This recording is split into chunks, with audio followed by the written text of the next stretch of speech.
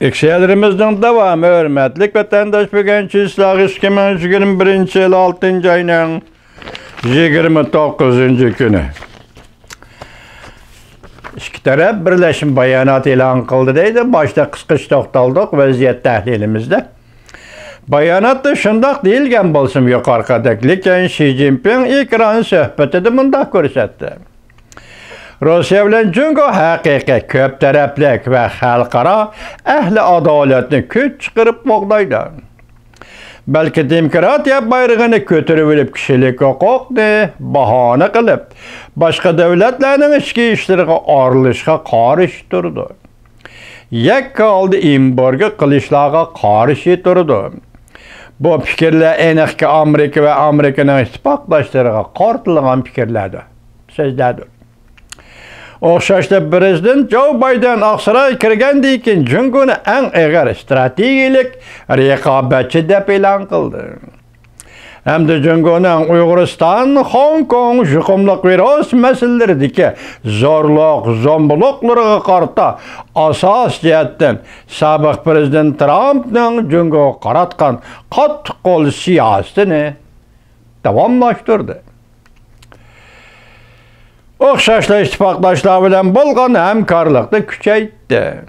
Amerika Jungo munosabati shu sababli Amerika Jungo diplomatik munosabatlar o'rnatgandan beriki eng tuban chekka tushib qoldi. Dunyo bo'yicha birinchi kommunistlar hokimiyati sobiq Sovetlar 74 yildan keyin 1991 yili yemirildi.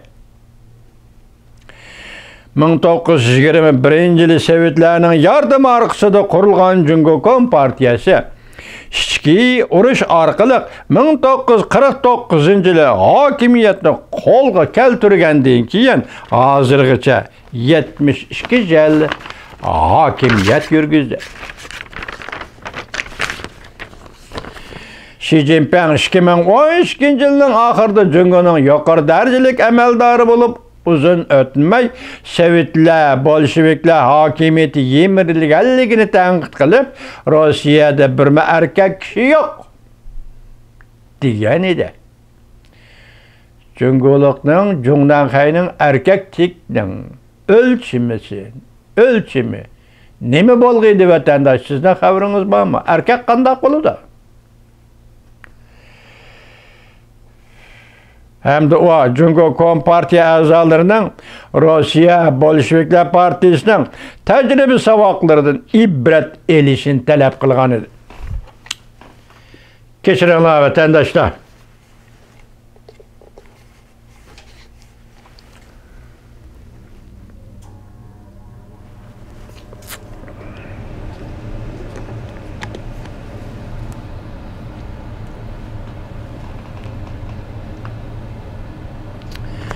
İbret elishini talab qilgan edi. Jungo Rossiya shartnomasi 5 yil uzartish, bu uzartishning uzun vaqti bo'lib hisoblanmaydi. Buni kim deyotdi? Diqqat qilinglar. Jungo Rossiya shartnomasi 5 yil uzartish, bu uzartishning uzun vaqti bo'lib hisoblanmaydi. Lekin Jungo Rossiya suhbati faqat shartnomaning vaqtini 5 yil uzartishlama fakat şu doğruda toxtaldama. Çünkü Rusya iki taraf şartnamını 10 yıl, hatta 15 yıl, hatta cheksiz uzartışını oylashib gördü mü yok. Kelgisi 20 yıl çünkü Amerika elişidigan halkılık yıllardır. Çünkü baş götürüdigan halkılık yıllardır.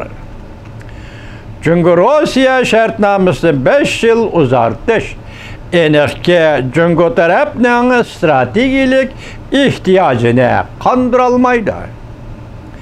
Beijing yostiqni qirlab yotmasligi lozim. Yeshiting, muhokimachi obzorchi.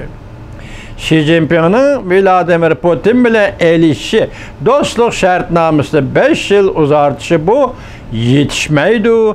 Mavzuli xabarning 2021 yil 6 ayning 29 kuni Dovi torbetida e'lon qilindi. Shu xabardan qisqartib berilgan so'zlar. Bu sözde karısınız, bu katemki ikranjığını Rusya bilen Cungo devlet başlıklarının ikranjığını adetki jığını emas. Biz başta nemi dedik? 200 bin kişilik Hindistan koşunu Ladakh geldi. Mao Anden Dalai Lama'nın ziyareti doğrusu yukarı bir abzası sizge tapşırdık.